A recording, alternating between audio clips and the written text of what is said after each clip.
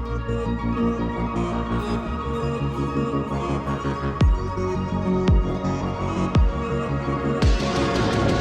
up, everybody, and welcome back to another episode of This Hits Different, hosted by yours truly, Riley Nelson.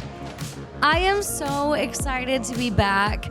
I wasn't planning on taking a break, and I honestly think I'm the worst podcaster in the world because I kind of just fell off.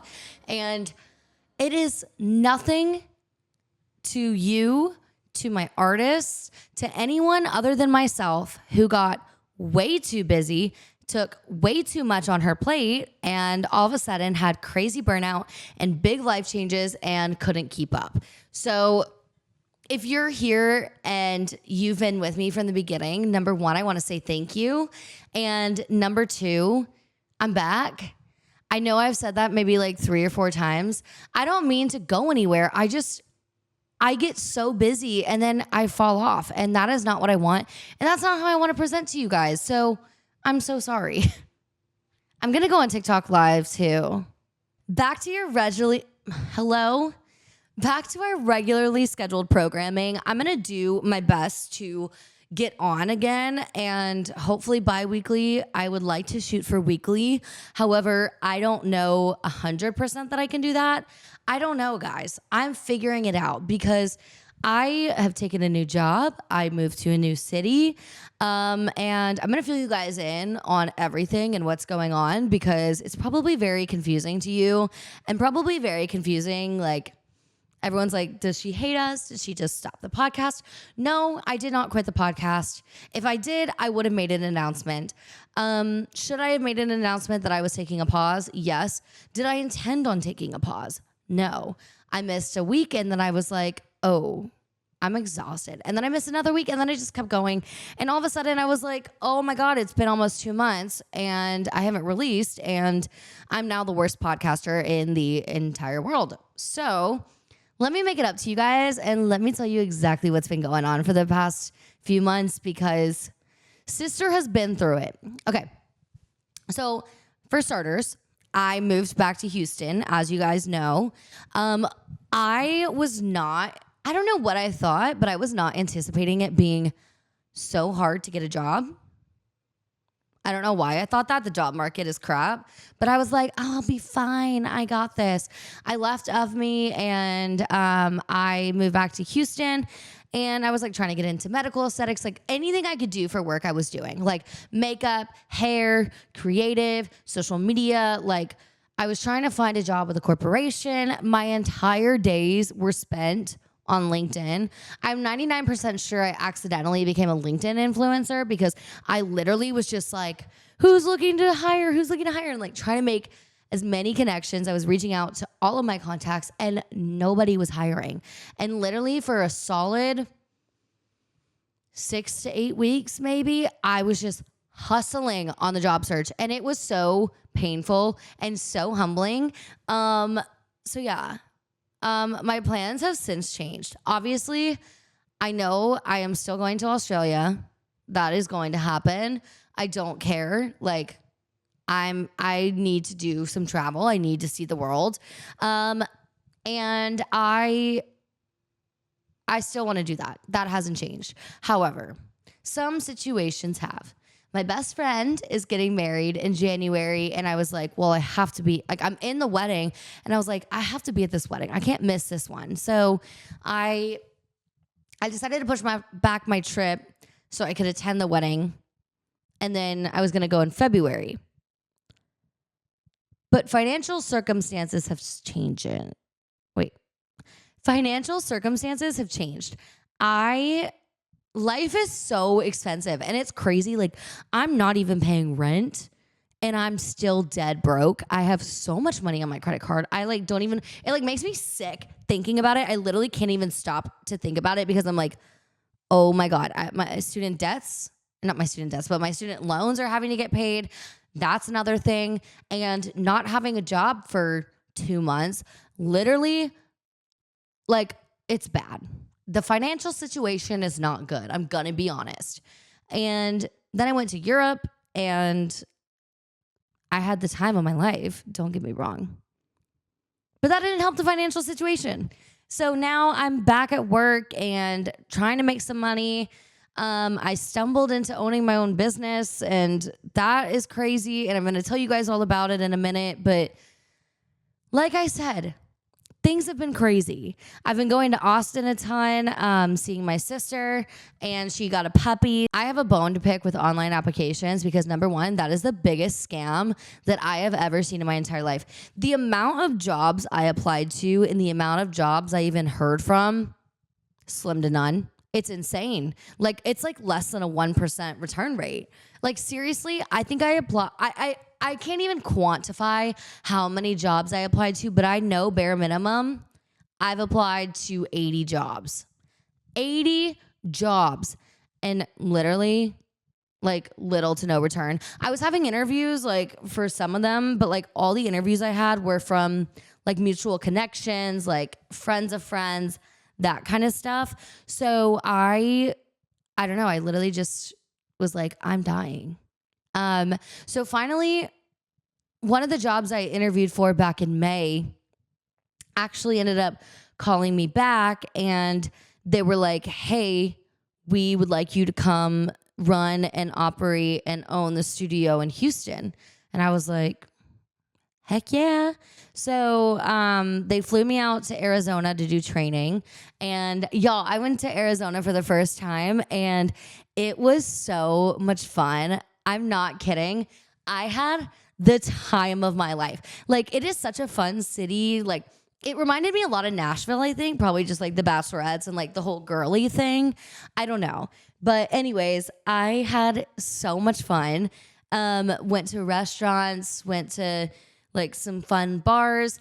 My friend Savannah ended up being there, so that was a lot of fun. I got to see her and I got to catch up with her. I hadn't seen her since, before I moved. So she was there visiting her boyfriend who plays for the soccer team. So then we got to go to the Rising Phoenix soccer game. I'm 99% sure that's what they're called. Don't quote me on that.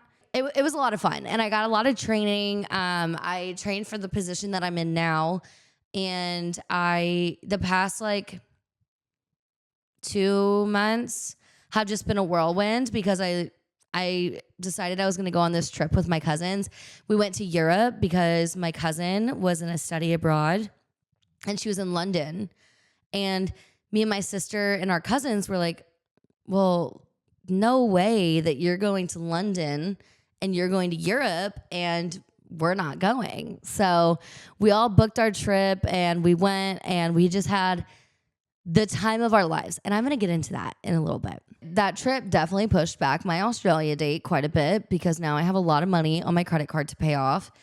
Was it smart to go on a trip with money I didn't have? No.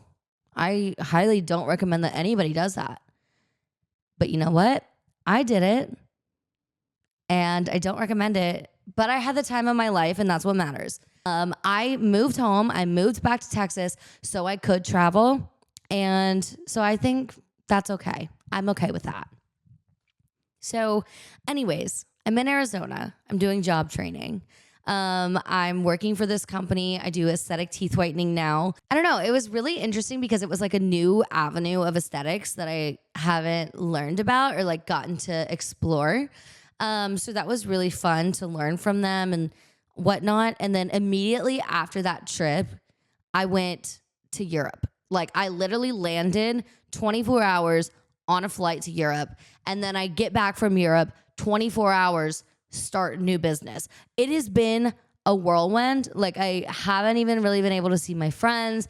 It's been pure chaos since July. Like, the first week of July till now has been complete and utter chaos. And I don't know what I'm doing. And I don't know what's happening. So here we are. We're figuring it out. Okay.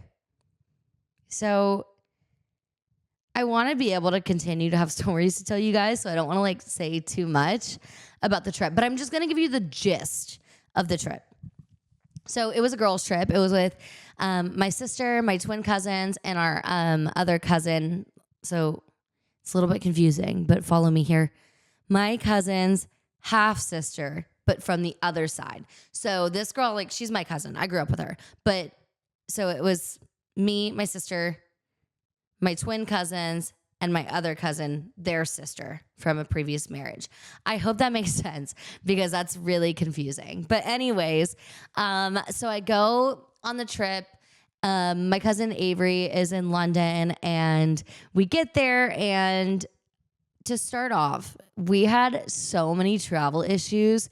It was insane. Literally, anything that could have gone wrong travel-wise went wrong. Like, pure and utter chaos. And I will say, though, it was good because we got to learn, we got to grow, we got to learn how to like figure things out on the fly. I think it was a good thing for the cousins ultimately because we're a little scattered. Avery's in London. My cousin Lexi is coming in from Austin. And Haley and Nicole and I are at the airport. We are about to get on our flight. Lexi's flight from Austin hadn't landed. She's running super late. We're like, we don't know if she's going to make this flight. And this is a long flight. This is our leg from Houston to London. Like 9-hour flight, extremely long. We're like, is Lexi going to make it? So we're all stressed out whether or not Lexi's going to make it. Lexi's sprinting to the gate. She gets to the gate. And then they were like, oh, we're delaying boarding. Like there's some kind of storm or something had happened to where there was a reason why we couldn't get on the plane. So we're like, okay, fine. So Lexi gets there and we're like, thank God you made it. We're good. We board, we get seated, we get all of our stuff situated. You know, boarding, especially on an international flight, takes like an hour. So we're sitting on the plane a while. We're starting to make friends, chatting with the people around us. Normally, I'm not a sit and talk on the plane kind of gal, but I don't know. I was feeling nice that day. I was excited for my trip. So I'm like yapping away with this girl. We're sharing snacks. Like we're having a good time. Then they come over the PA system on the plane and they're like, hey, there's like some issues. So we're going to have to, you're just going to have to wait. So we're like, okay, wait for 30 minutes. They come back on and then they're like, okay, well, actually, we really need this part. It's not mandatory for the flight, but it is mandatory for the plane. Legally, we can't take off without it. We're like, oh my God, you could be kidding me. They're going to be like, and then they go, this will be another 45 minutes.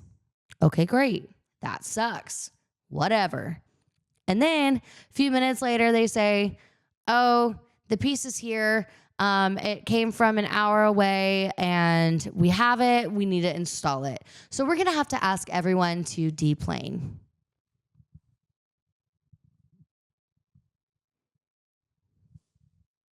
Deplane. Like an international flight. All of us are all situated. We've been on this plane now for like 2 hours waiting. And then we go to deplane, we get off the plane, and they're like, oh, we got these little snack vouchers for you guys that you can use at the airport just to say sorry. Like, here's $30 worth of treats and whatnot. And they give us the little vouchers. We get off the plane. It's already late at night. It's 11 o'clock. Mind you, we've been sitting on that plane for like 2 or 3 hours just hanging out. And so we go into the airport and everything's closed. So those vouchers are completely worthless. There's like one of those little concessions where like you treat yourself and like you check out and it's kind of just like a good faith concession. And so we like get some more snacks. We're sitting there. We're all sitting together like at the side of this plane, recharging all of our devices. Because mind you, it's been like 3-4 hours at this point, and we're just sitting there like dead phones. So we're recharging everything, getting ready for the flight, re-downloading shows. Then the fire alarm goes off for the airport. This is the Houston airport. Massive, massive airport. The fire alarm goes off, and they can't figure out why it went off, how it went off, and how to make it stop, most importantly. So the fire alarm at this airport went off for probably about an hour. An hour. Imagine you're already tired. You've been patiently waiting for 4 to 5 hours at this point, and then the security system and the alarms go off, like the fire alarm goes off, and no one can figure out how to stop it. And it's not just like a quiet fire alarm. Are any fire alarms? No. But it's like going off and then it's like Da-na-na-na-na. We're investigating. The really annoying fire alarm. And it was horrible. And honestly, it was like some form of random torture. I don't know who was doing that to us or why. Who we pissed off, I have no idea. Beats me. So then we finally board the plane. We finally get going and we go and we fly to London. We make it there. Our bags get lost at the airport. So now we have to wait another hour or so. Oh my God. Actually, hang on. Let me go back to something real quick. So on this flight, the girl that I told you I'm like shooting the shit, we're like trading snacks, like we're having a good time together. That girl ended up, so people on our flight ended up just saying screw it and taking the next flight. So it wasn't a full flight, which was really nice. So it was me and this girl, and then the two other people sitting next to us weren't there. So we had a whole row to ourselves. So we're like, great, let's spread out. This bitch spreads out across the whole aisle.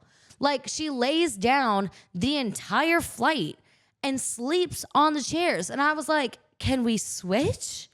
Her feet are like inches from me. And I'm like, excuse me, social cues. Can we go back and forth on who gets to lay down? Instead, she laid the entire 9-hour flight. I was pissed because I'm sitting there sleeping, like wrapped up. It's freezing on the plane. I have those stupid like little headrest things that they give you, not like the good ones. I mean, that's on me for not buying a good one, but who cares? So I'm sitting there and I'm just sitting like this, trying to sleep. Meanwhile, this bitch over here is laid just spread out across the aisle and across the seats. And I was like, this is not, like, that was so rude. I shared my snacks with you and you lay down and spread across the entire aisle. No, ma'am. We land in London and our stuff gets lost. And I don't know where it went. It was on the plane. It made it. They just can't find it in the airport. So we wait about an hour, hour and a half for our suitcases. Finally get them. Finally get to the hotel and we're like, oh my God. Like we're here. We're alive. We're ready to party. Like, let's go. So we get there. We're exhausted. We go to dinner. We meet up with Avery and she was in London. She met us at our hotel. And oh my God, it was so fun to like see her and like see her in her element and like in the city that she just lived in for the past 2 months. And it was so much fun. So we go to dinner and I don't have the names written down of anywhere where we went. I probably should though, but it was delicious. It was amazing. We had Hugo Spritz. If you know, you know. And if you don't know, you should definitely go try Hugo Spritz because it is so delicious. I don't know what's in it. I don't know what makes it a Hugo Spritz. No idea. But it's good, and that's what all the people in London are drinking these days. So we get to London. We go to drinks. We go to dinner. We went out after. One thing I couldn't wrap my mind around was the fact that literally everybody in London, when they go to the pubs, they stand on the curb and they stand on the corner. So, like, you go and, like, they go and get a drink and then they go stand outside. So as we're walking home, we're exhausted from the plane and from the journey and all the travel stress, but we were like, it's our first night. Like, let's just grab a beer, like at the pub, and like do what the Londoners do. So we like go get a drink, and we're just standing outside, hanging out on the street. And I don't know what it is over there, but like the men are built different. Let me tell you, holy cow! Maybe it's the accents. I don't know, but like tall, really athletic built men, like finance bros, so nice. And so that's where I'm going to leave it with London because there's so much more I want to tell you guys, but like, I don't want to tell everything up front and then not have anything to talk about down the line. So that's where we're going to leave it with London, going to Amsterdam. So it was a lot of people's fault as to why we missed our flight. One of them being Avery said, oh, the airport's only 20 minutes. We were flying out of a different airport than we came in. So we were like, great. 20-minute airport ride. Not bad. So we go and we go to the airport and we go to call the Uber It is $150 for one Uber to the airport. We had to get 2 Ubers because we had so much stuff and all the cars in London are so small that we had to order a second Uber. We ended up spending like $300 on Ubers. We get to the airport and we're on the way and it's taking so long and we're like, oh my God, we're cutting it close. We get there, we're sprinting in, and my sister and my cousin, so Haley and Lexi are in the other Uber. Their Uber for sure is not going to make it. And if it does, it's going to be cutting it so close. So we get to the airport. We go to like try to track or check our bags. They're overweight. There's like all these issues with them. And we're realizing, okay, like we are not going to make this flight. Let's not check the bags, because if we check the flights on this if we check the bags on this flight and we miss it, guess whose luggage is in another city that we're not? Ours. So we end up just saying, screw it. We accepted our fate. There is no way we're going to make this flight. And I have beef with EasyJet. If you're EasyJet and you're watching this, I hate you. Y'all are the most unorganized, unprofessional company in the entire world. Like, it was so frustrating because the lines were so long. They wouldn't help us get to the front. And then the security at the airport, a whole other story. Like, literally, it was a shit show. Like, a true shit show. So we just accept, we're like, okay, we're not going to make this flight. And I am sick at this point in the trip. This is a relevant story.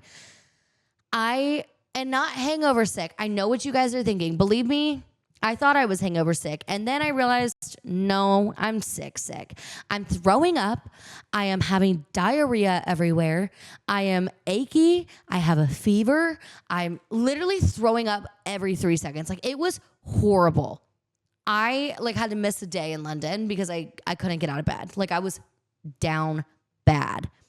So everyone's trying to take care of this. We're running around with suitcases. I can barely breathe because I'm so sick. I'm like running to the bathroom every 5 minutes to throw up. I'm exhausted. It was horrible.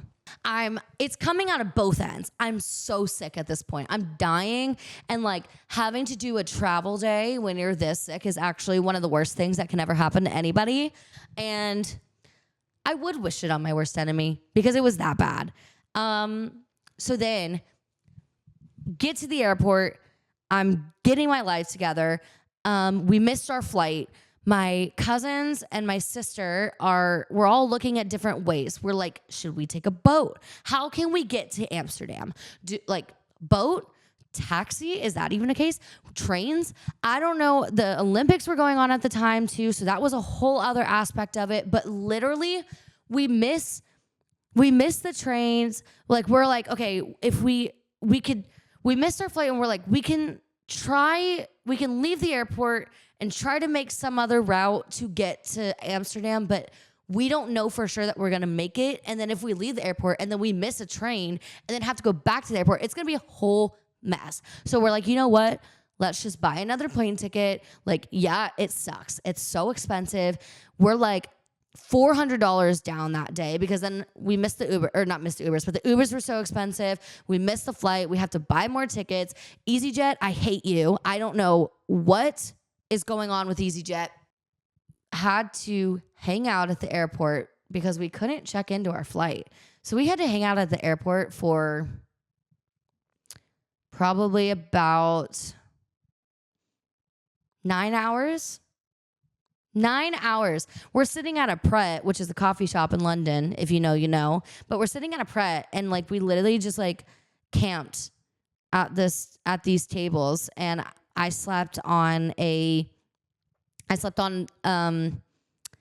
like a bench the whole time, literally just like for hours. So 9 hours goes by. We can finally check into our flight. We can finally go up and figure out what gate we're in because this airport is stupid and it won't tell you until like 45 minutes before the flight. Like, you're just supposed to hang out in this area, and then they're like, oh, go to this gate, and then you got to run over there and hope that you make your flight. It's insane. So then we end up getting on the flight and we made it, but like I'm throwing up right before the flight. I'm praying that I don't throw up on the plane because I'm like, this would be so embarrassing and I don't know if I can financially recover from this. I'm kidding. That's a Michael Scott reference if you didn't get that. But I'm literally like, I don't know if I'm going to make it. Like, I'm unwell. I'm throwing up everywhere. I'm praying to God that I'm not going to throw up on the flight. We get to there. Nowhere in Europe has AC, so I'm sweating my ass off. I'm sick. I have a fever. I'm throwing up. Like, literally, picture the worst thing in the entire world. That is what I was going through. I have pictures, I have videos, I have everything to prove it, and I will be including that in this podcast episode. So if the lighting looks a little different or anything, I apologize. I had to take a little pause because I had some clients come in, and yeah, so I had to like put everything up. But now it's back out. And time to tell you guys a little bit more about Amsterdam. So my family, we get to Amsterdam, they go to dinner, and then I'm like, you know what? Like, I am out for the count. I'm going to stay in, I'm going to sleep. So then the next morning I wake up, I feel like crap. And I'm like, okay, I am not going to miss out on Amsterdam. Like, I'm just going to get my butt up. I'm going to like go and be with my family. We're going to go see the world together. And like, I just need to like push through this. So I get up with my sister and my cousins and we go and they go to like the Van Gogh Museum. My sister and I are walking around this park. We get coffee. I was like, you know what? I'm going to like make some content. So I started recording street interviews and I haven't edited those yet, but those are coming. I recorded street interviews in Amsterdam. And while we were there, it just so happened to be Pride. And I was like, oh my God, this is so much fun. Like in Amsterdam, August is Pride Month. So the weekend that we were there, it just happened to be their Pride Parade. And it was so much fun. They had like the canal boats and everyone was partying on them. There's house parties going on. Everyone is out, drag queens. Like, it was so much fun. We literally we're just running around the city. I'm grabbing people on the street for interviews. It was Pride. We got like tours of it. We got on these party boats and we're driving around the canals. All the houses are just open, house parties everywhere. Everyone's just walking around with drinks and it was so much fun. Like, if you happen to be in Amsterdam for Pride, I promise you it is worth every second and every penny. It was so much fun. But during the middle of the day, like, I started to feel like crap again. So I was like, okay, I'm going to get up and like, I'm going to go back to the hotel. And go take a nap for a little bit. My sisters and all of them got up and like went and did like this bike tour and like loved it. But I went and met up back with them for like a wine and charcuterie boat tour. And y'all, it was literally like, we thought it was gonna be like a fine, like kind of more like a fine dining experience with wine tasting and cheese and charcuterie and all these things. And literally it just was not. And like, it was like drugstore bottles of wine. And then like the cheese was like literally like something you'd buy from the grocery store, like in the little trays. It was fun, but it wasn't like what we thought it was going to be. So we get off that and we're like, okay, no, we're ready to party. Mind you, I'm like hopped up on Sudafed and I'm so sick. So I'm like taking all this medication, trying to stay afloat. We go to these bars, we start joining all these like random groups of people and partying and hanging out with people. Like, it was so much fun. And then it like started to get a little bit later. So we were like, okay, time to go see what the red light district is about, because never have I ever been to the red light district, or like, I don't know. I was just like, I want to go see, like, I want to see the windows. I want to see the red lights. I want to see the girls. Like, let's see what's going on here. So we go and, it was so much fun. Like, it was kind of interesting. Like, the red lights, like, it's like women standing in the windows and like you go in and like you get to like pay for sexy time, you know, like, I don't know. It was really interesting. And it was a lot of fun. It was like really cool to see. And afterwards, we're like, okay, like, it's getting kind of late. We got a really early flight in the morning. Should we just go home? And we decided that we didn't want to do that. So we're like, okay, let's just like go to this bar and like get a drink. So we go to this bar or pub and this group of British men is there. They're on like some bachelor party, and they were so funny. Like literally, okay, so we walk in, and me and one of the guys make eye contact. So I walk up to him. I'm just like trying to get a free drink. And I was like, hey, what's up? And he just goes, "You're fucking Americans." Just like that. And I was like, oh my God. And then he starts dying laughing. He's like, hey, like getting all of his friends. And he's like, they're Americans. Oh my God. Like he had never seen an American ever in his entire life. It was so funny. And we just like stayed up all night with them, like drinking at this bar. And we like literally shut the place down. Come on your feet, you ball. Come on. What are you doing? Everyone else is on their feet. Come on. Let's do one song. Free home Alabama.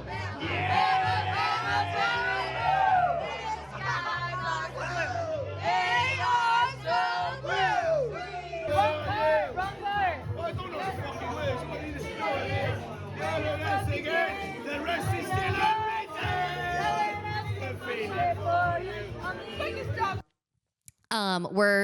We're like singing and dancing and just having a good time. It was not like flirty vibes whatsoever, but like they were just a fun time, and so were we. So we were just like hanging, we're making fun of each other, like going about like different things that we say in America versus Britain, like all these things. And we're just giggling our little butts off. And then we stayed up all night until 4 a.m. And at that point, we're like, it's 4 a.m. Like, what else are we going to do? Our flight's at like, I think our flight was at like 6 or 7. So we were like, okay, like, guess we're pulling an all-nighter. So we pull an all-nighter. Mind you, I'm still sick. I'm like throwing up in the bathroom at this bar too. But I was not about to let this ruin my trip. I was like, absolutely not. I am not missing this one. So I'm like on Sudafed. I'm on all this medicine. I'm like feeling like crap, but I'm also like just, it's mind over matter at this point. I am not missing a second. Number one, I have FOMO. Number two, I paid so much money for this trip. Nah, like I need to stay and like have a good time. So I stay and like I literally had to go and throw up, not because of drinking or anything like that, like solely because I'm sick. I'm sober all night on this night because I was so down bad. I was like sweaty, but I was, like I said, I was not about to miss out. I was not about to have that FOMO, not about to hear about that night for the rest of my life and not be there. So we end up deciding that we're going to pull an all-nighter. We pull an all-nighter. We get home. We like shower, repack our bags, go to the airport. We get on this next flight, and again, issues. Literally, we get on the flight, and they're like, hey, sorry, like, we can't take off. Something's wrong with the plane. And honestly, like, better safe than sorry. I get it. Like, I want to be safe. I do not want to die in a plane crash. I don't know if I can say that on TikTok. I do not want to go via plane crash. So I'm like, I get it. I understand. But we end up having to wait on this flight for another 2.5 hours for them to fix the problem. Mind you, every single time we have traveled, we've had some kind of issue. Like, we did not have one single non-stressful travel day. So this day we're going from Amsterdam to Interlaken, Switzerland. So to get to Interlaken, you got to take a flight, and then you have to get on a train from there and take the train for another 2 hours to get to Interlaken. Like, long travel days.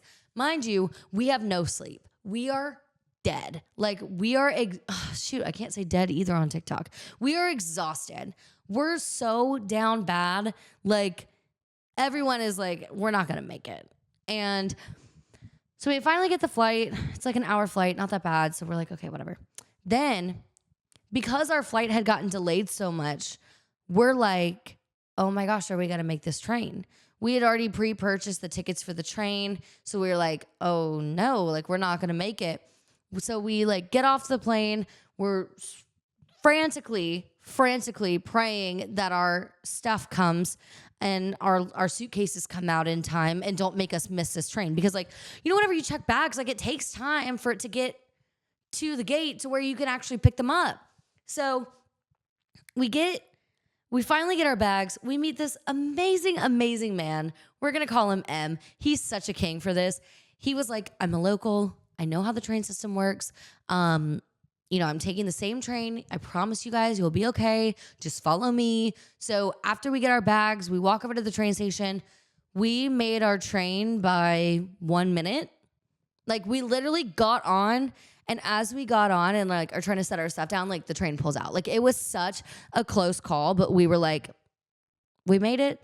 Okay. Like, hard part is over. We get to Interlaken, and it is actually one of the most beautiful places I've ever seen in my entire life. Like, it's just like the water, the lakes or the rivers or whatever their like water system is there. It literally looks like Gatorade. And I'm going to clip in some photos for the podcast. Yeah. So literally water looks like Gatorade. It is the most beautiful place I've ever seen. We're on the train and we're like, I cannot believe this. We get to Interlaken and there's just like flowers and greenery everywhere.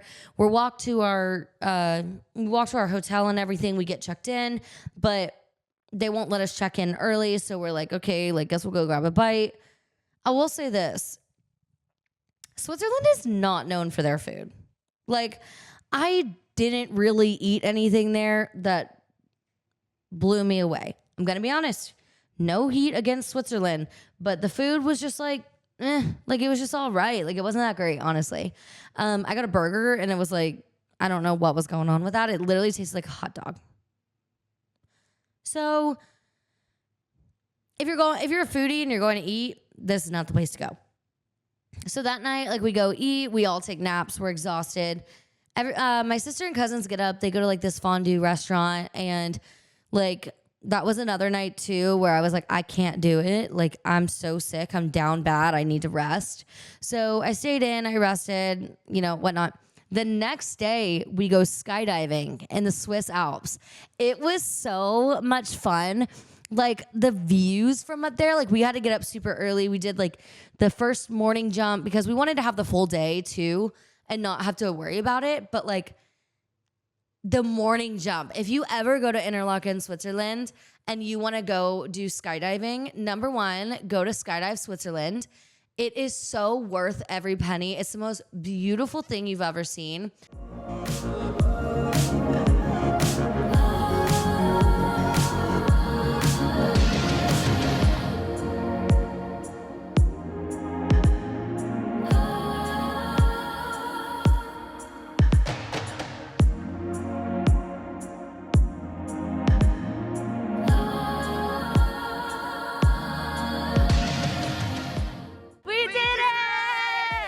How was it?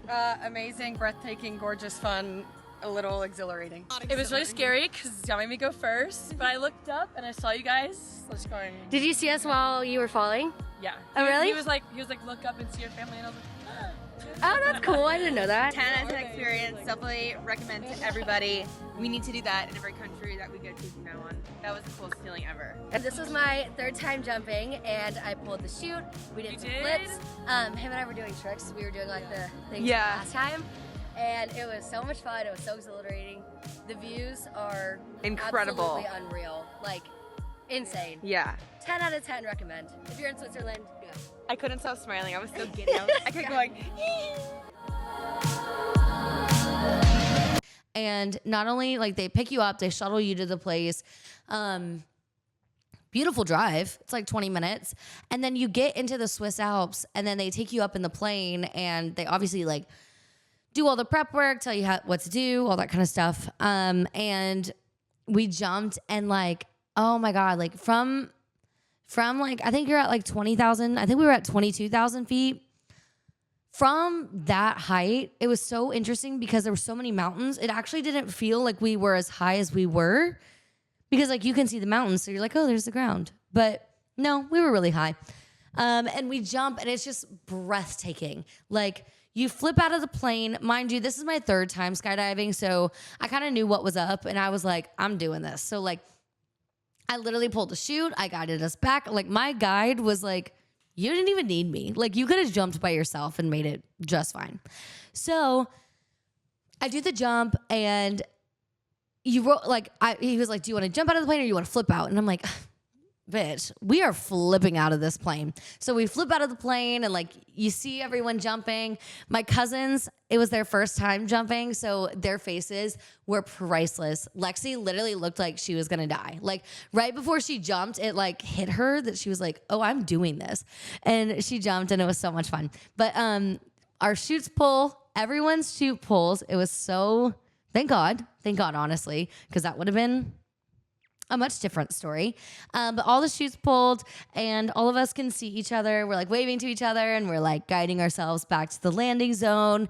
And we land and the look on my cousins' faces were so priceless because it's their first jump. My sister and I have gone before, so we know what to expect, but like watching them experience something new was so much fun. And like the smiles on their faces, they literally had the best time.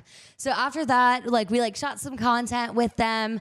Once again, Skydive Switzerland, cannot recommend it enough. If you find yourself in Interlaken or in Switzerland in general, look up Skydive Switzerland and jump with them. Not only are they very safe, they're very experienced.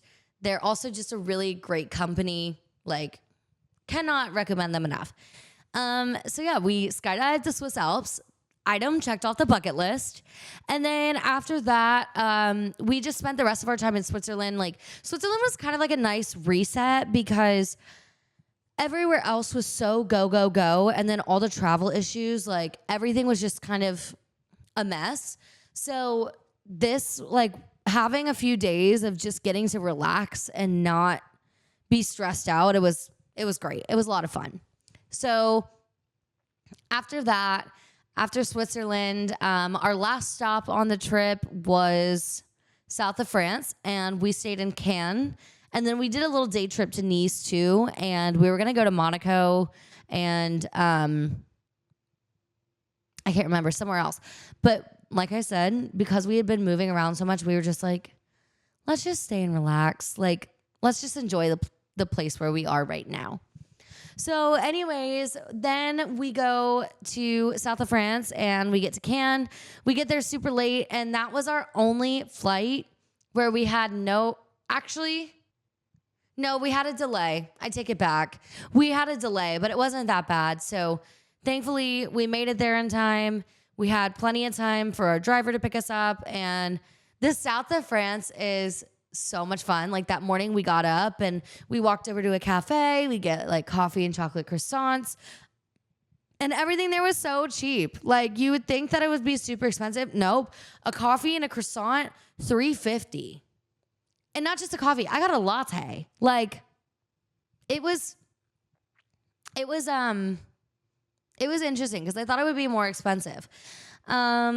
And yeah, so then the next day we get up, we go to the beach, we go to this great beach club. It's called the Annex, and it's on the water in the south of France. It's like all near the yachts, and like it's just this really fun beach club. There's a great restaurant attached to it. We had beach chairs and we're just laying out all day. Like truly, it was just the perfect day. Like it was just like go to the beach early and lay out all day long, and that's what we did. We were drinking, we had our Aperol and Hugo Spritz, and we got lunch there. Lunch was delicious.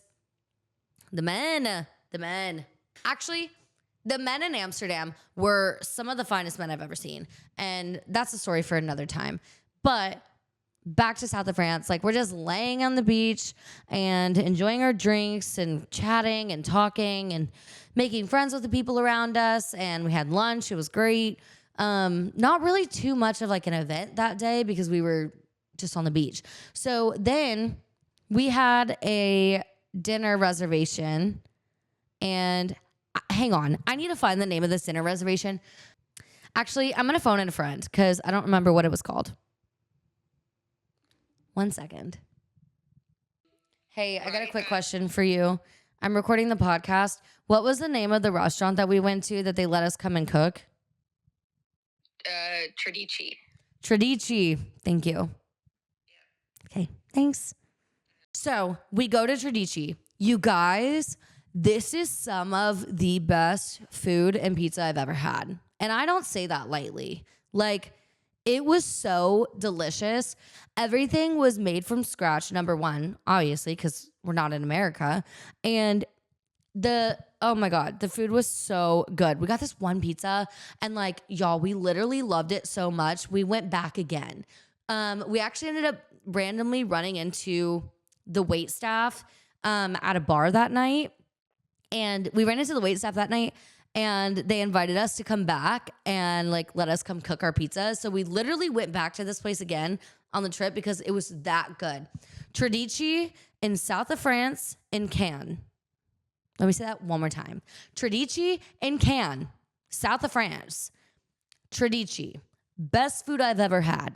And I don't say that lightly. The best pizza I've ever had. Like, and I mean that.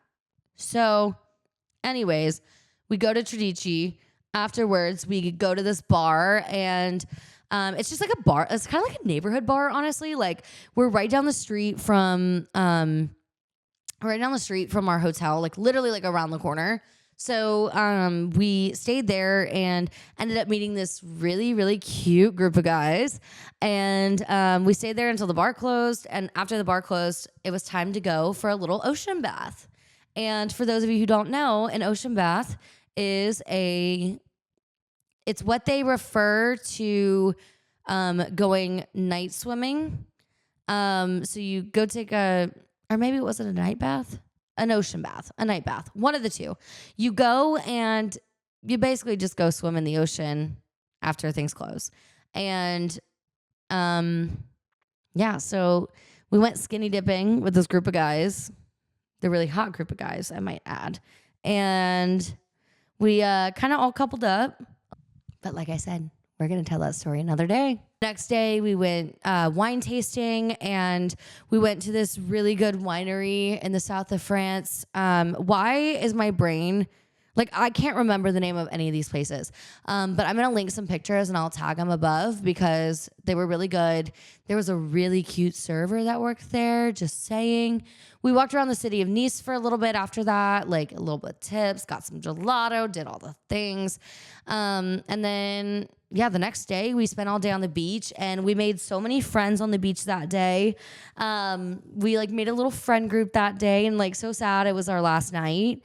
Also we went to a club one night too. I can't even remember how many days we were in the south of France. The whole thing's kind of a blur, I'm gonna be honest. I was drunk for most of it. So we did go to a club one night, which was a lot of fun.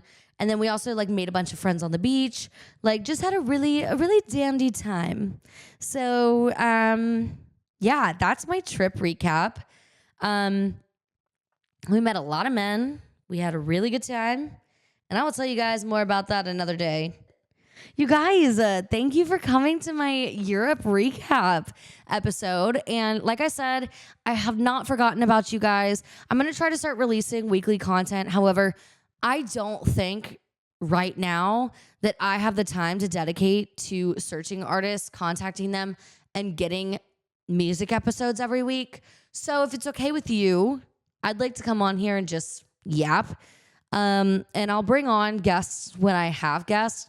But I think that was one thing that felt really overwhelming to me was because I'm not in Nashville anymore. It's not as convenient. So trying to keep up my guests and keep all that going has been difficult.